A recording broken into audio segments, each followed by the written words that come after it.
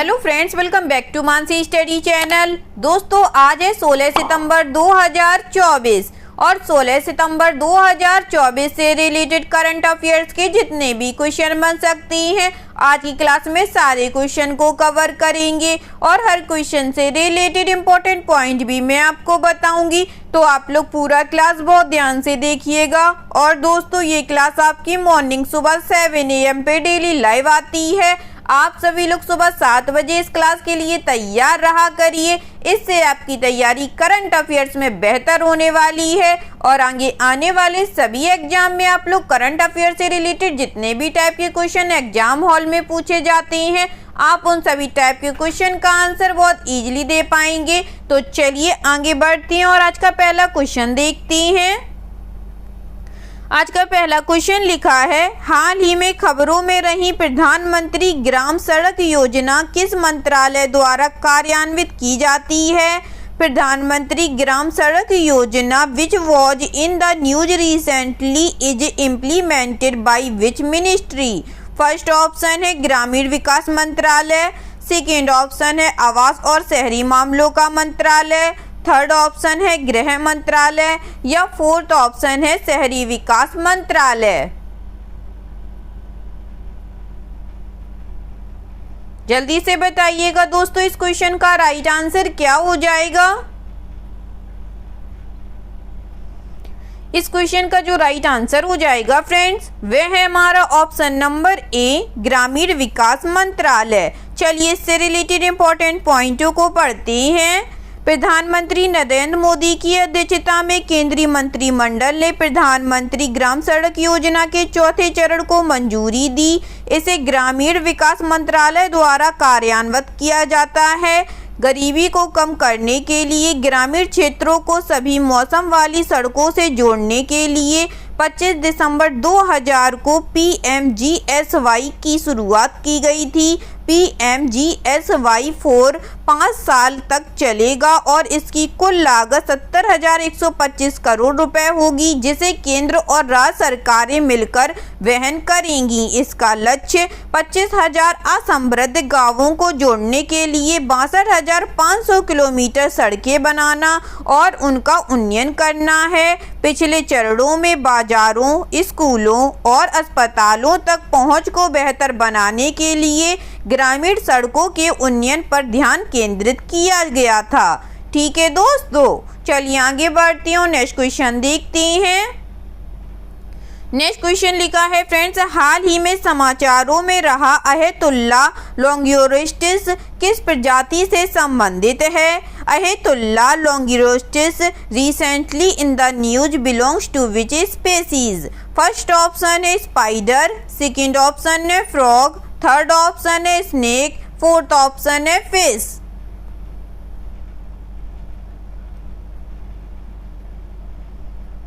जल्दी से बताइएगा दोस्तों, हाल ही में समाचारों में रहा अहेतुल्ला लॉन्गियोरिस्टिस किस प्रजाति से संबंधित है?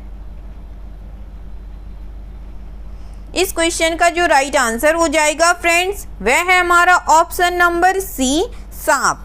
चलिए इससे रिलेटेड इंपॉर्टेंट पॉइंट पढ़ते हैं।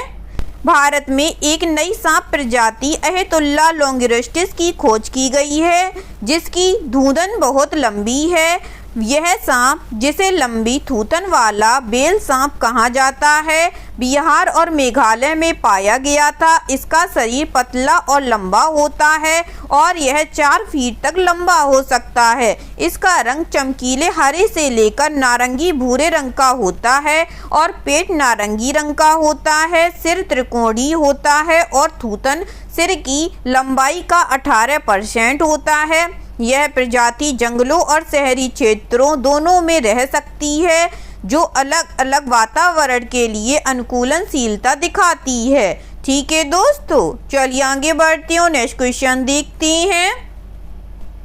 नेक्स्ट क्वेश्चन लिखा है फ्रेंड्स, हाल ही में ओमान ने किस देश के साथ ईस्टर्न ब्रिज 7 और अल नजहा 5 अभ्यास की मेजबानी की है? Recently, Oman hosted Eastern Bridge 7 and AI Najha 5 exercise with which country? First option है भारत, सेकेंड ऑप्शन है भूटान, थर्ड ऑप्शन है म्यांमार, फोर्थ ऑप्शन है नेपाल।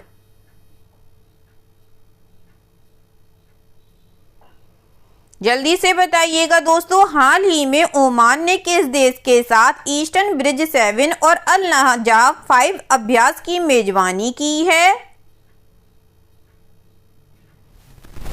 इस क्वेश्चन का जो राइट आंसर हो जाएगा फ्रेंड्स, वह है हमारा ऑप्शन नंबर ए, भारत। ठीक है दोस्तों, चलिए इससे रिलेटेड इंपॉर्टेंट पॉइंटों को पढ़ते हैं। भारत और ओमानी सैन्य बल रक्षा संबंधों को मजबूत करने के लिए सितंबर 2024 में द्विपक्षीय अभ्यास कर रहे हैं।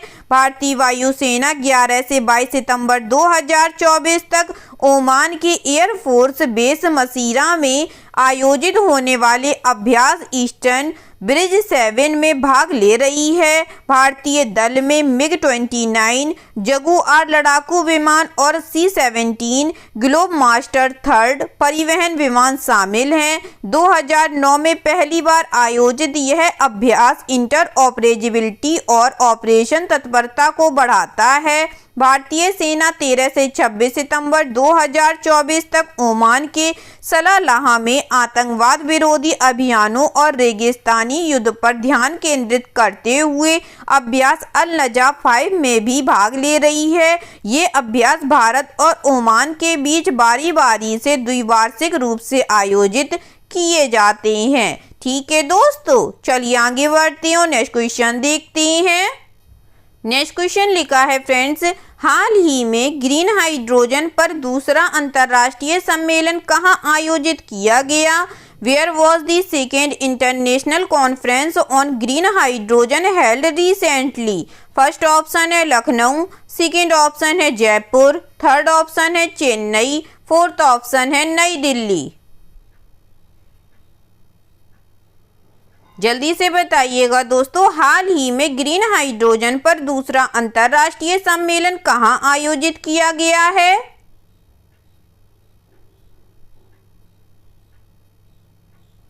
इस क्वेश्चन का जो राइट आंसर हो जाएगा फ्रेंड्स, वह है हमारा ऑप्शन नंबर डी, नई दिल्ली में। चलिए इससे रिलेटेड इंपॉर्टेंट पॉइंटों को पढ़ते हैं।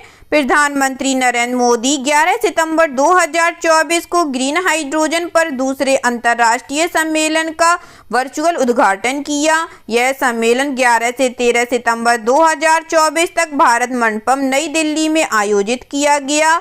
इसका उद्देश्य भारत को ग्रीन हाइड्रोजन इकोसिस्टम में वैश्विक नेता के रूप में स्थापित करना है। यह ग्रीन हाइड्रोजन मूल श्रृंखला में तकनीकी प्रगति और रणनीतिक निवेश पर केंद्रित है। इस कार्यक्रम का आयोजन केंद्रीय नवीन और नवीकरणीय ऊर्जा मंत्रालय और प्रधान वैज्ञानिक सलाहकार कार्यालय द्वारा किया जाता है। ठीक है दोस्तों, चलिए आगे बढ़ती हूँ, नेक्स्ट क्वेश्चन देखते हैं। नेक्स्ट क्वेश्चन लिखा है फ्रेंड्स, हाल ही में खबरों में रहा इंटरनेशनल बिग कैट अलायंस किस वर्ष लॉन्च किया गया था? International big cat alliance which was in the news recently was launched in which year?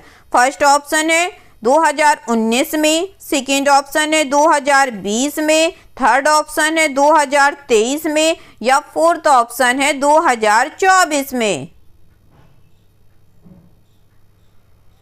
जल्दी से बताइएगा दोस्तों, हाल ही में खबरों में रहा इंटरनेशनल बिग कैट अलायंस किस वर्ष लॉन्च किया गया था? इस क्वेश्चन का जो राइट आंसर हो जाएगा फ्रेंड्स, वह है हमारा ऑप्शन नंबर सी, 2023 में। चलिए इससे रिलेटेड इंपॉर्टेंट पॉइंट पढ़ते हैं। इंटरनेशनल बिग कैट अलायंस के निदेशक का कहना है कि गुजरात में एशियाई शेरों के बीच प्राकृतिक भौगोलिक अलगाव हो रहा है, इसीलिए उन्हें स्थानांतरित करने की आवश्यकता नहीं है। IBCA को भारतीय प्रधानमंत्री ने 9 अप्रैल 2023 को प्रोजेक्ट टाइगर की 50वीं वर्षगांठ के दौरान लॉन्च किया था। इसका लक्ष्य 7 बड़ी बिल्ली प्रजातियों बाघ, शेर, तेंदुआ, हिम तेंदुआ, चीता, जगुआर और प्यूमा और उनके आवासों को वैश्विक स्तर पर संरक्षित करना है।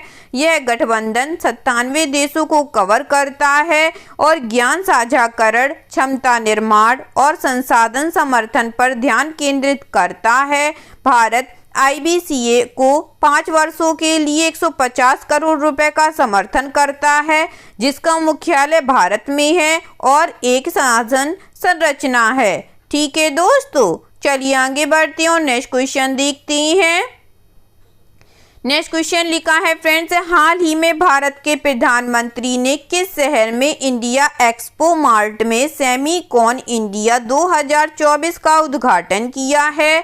Recently, the Prime Minister of India inaugurated Semicon India 2024 at India Expo Mart in which city? First option है ग्रेटर नोएडा, सेकेंड ऑप्शन है भोपाल, थर्ड ऑप्शन है जयपुर, फोर्थ ऑप्शन है गांधीनगर।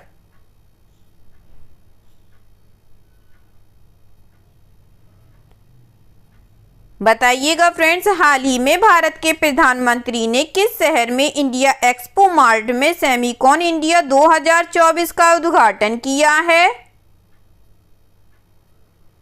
इस क्वेश्चन का जो राइट आंसर हो जाएगा फ्रेंड्स, वह है हमारा option number A, greater Noida. चलिए इससे रिलेटेड इंपॉर्टेंट पॉइंट पढ़ते हैं। प्रधानमंत्री नरेंद्र मोदी ने ग्रेटर नोएडा उत्तर प्रदेश में सेमीकॉन इंडिया 2024 का उद्घाटन किया। यह कार्यक्रम 11 से 13 सितंबर तक चला और भारत को एक बढ़ते सेमीकंडक्टर निवेश केंद्र के रूप में उजागर करेगा। सेमीकॉन इंडिया 2024 वैश्विक सेमीकंडक्टर नेताओं, उद्योग और सरकारी अधिकारियों को जोड़ने के लिए एक मंच प्रदान करता है। यह कार्यक्रम सेमी द्वारा म्यूनिक इंडिया के सहयोग से आयोजित किया गया है और मेरिट वाई द्वारा समर्थित है। थीम है इसकी सेमीकंडक्टर भविष्य को आकार देना। भारत का इलेक्ट्रॉनिक्स क्षेत्र वर्तमान में $150 बिलियन का है, जिसका लक्ष्य 2030 तक $500 बिलियन है। ठीक है दोस्तों, चलिए आगे बढ़ते हैं, नेक्स्ट क्वेश्चन देखते हैं। नेक्स्ट क्वेश्चन लिखा है फ्रेंड्स, हाल ही में कौन सा देश अंतर्राष्ट्रीय सौर गठबंधन में शामिल होने वाला 101वां सदस्य बन गया है? Which country has recently become the 101 member to join the International Solar Alliance? First option है पाकिस्तान, सेकेंड ऑप्शन है नेपाल, थर्ड ऑप्शन है भूटान, फोर्थ ऑप्शन है क्रोएशिया।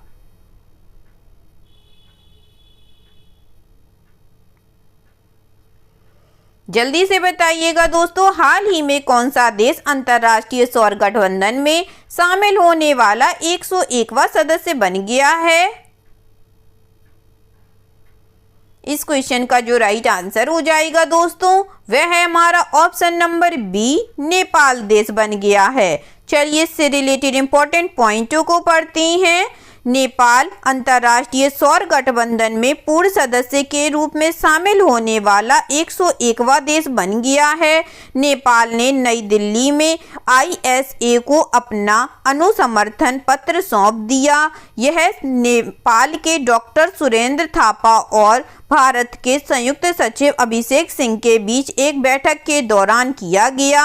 ISA एक सहयोगी मंच है जो सौर ऊर्जा प्रौद्योगिकियों के उपयोग को बढ़ाने पर केंद्रित है। इसका मुख्य लक्ष्य ऊर्जा पहुंच में सुधार करना, ऊर्जा सुरक्षा सुनिश्चित करना और ऊर्जा संक्रमण का समर्थन करना है। ISA की शुरुआत भारत और फ्रांस ने सौर ऊर्जा परिनियोजन के माध्यम से जलवायु परिवर्तन से निपटने के लिए की थी। ठीक है दोस्तों, चलिए आगे बढ़ते हैं और नेक्स्ट क्वेश्चन देखते हैं। हाल ही में समाचारों में उल्लिखित मिकेनिया माइक्रांथा क्या है? What is Mikania micrantha recently seen in the news? First option है नया TB टीका, सेकेंड ऑप्शन है सिंथेटिक खाद रंग, थर्ड ऑप्शन है आक्रामक खरपतवार, फोर्थ ऑप्शन है कीटनाशक।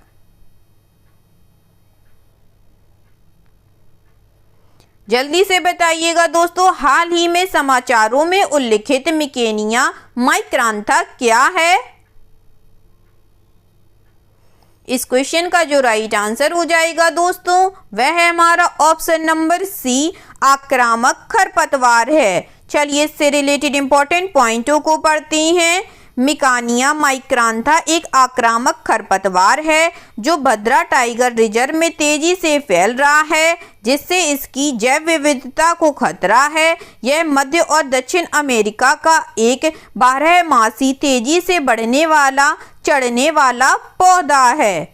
मिकानिया दक्षिण पूर्व एशिया, भारत और प्रशांत द्वीपों में आक्रामक है। 1940 के दशक में चाय के बागानों के लिए भारत में लाया गया यह अब फसलों और जंगलों के लिए एक गंभीर खतरा बन गया है। यह उच्च उर्वरता, नमी और आर्द्रता वाले क्षेत्रों में पनपता है। मिकानिया प्रकाश को अवरुद्ध करके और उन्हें दबाकर अन्य पौधों को मार देता है। यह ऐसे रसायन पैदा करता है जो पौधों की वृद्धि को रोकती हैं और हवा से फैलने वाले बीजों और जड़ों के माध्यम से तेजी से फैलते हैं। ठीक है दोस्तों, चलिए आगे बढ़ते हैं और नेक्स्ट क्वेश्चन देखते हैं। नेक्स्ट क्वेश्चन लिखा है दोस्तों, हाल ही में समाचारों में रहा नीलगिरी माउंटेन रेलवे किस राज्य में स्थित है? Nilgiri mountain railway which was in the news recently is located in which state? First option है असम, सेकेंड ऑप्शन है हिमाचल प्रदेश, थर्ड ऑप्शन है उत्तराखंड, फोर्थ ऑप्शन है तमिलनाडु।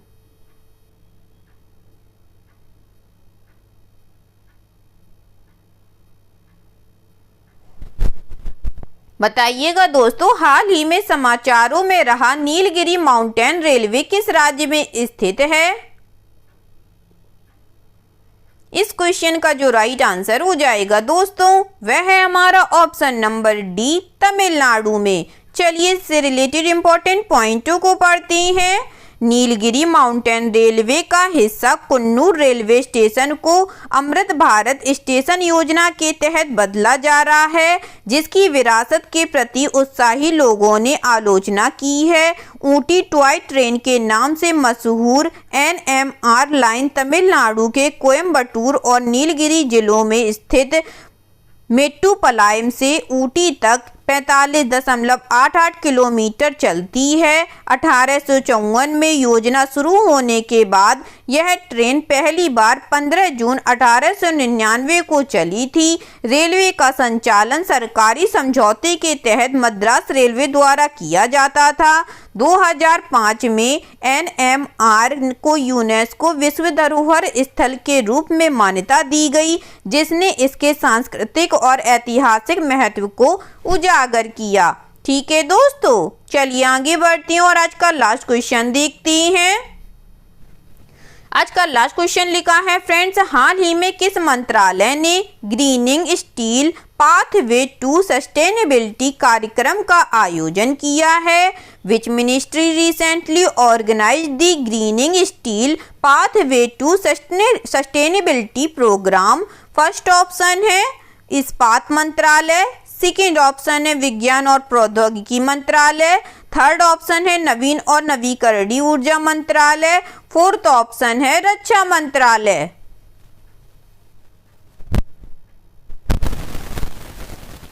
बताइएगा दोस्तों इस क्वेश्चन का राइट आंसर क्या हो जाएगा? इस क्वेश्चन का जो राइट आंसर हो जाएगा फ्रेंड्स वह है हमारा ऑप्शन नंबर ए, इस्पात मंत्रालय। चलिए इससे रिलेटेड इंपॉर्टेंट पॉइंटों को पढ़ते हैं। इस्पात मंत्रालय ने नई दिल्ली में greening steel pathway to sustainability कार्यक्रम का आयोजन किया। इस कार्यक्रम में मंत्रालयों, शिक्षाविदों और थिंक टैंकों के विभिन्न विशेषज्ञों ने टिकाऊ इस्पात उत्पादन पर चर्चा की।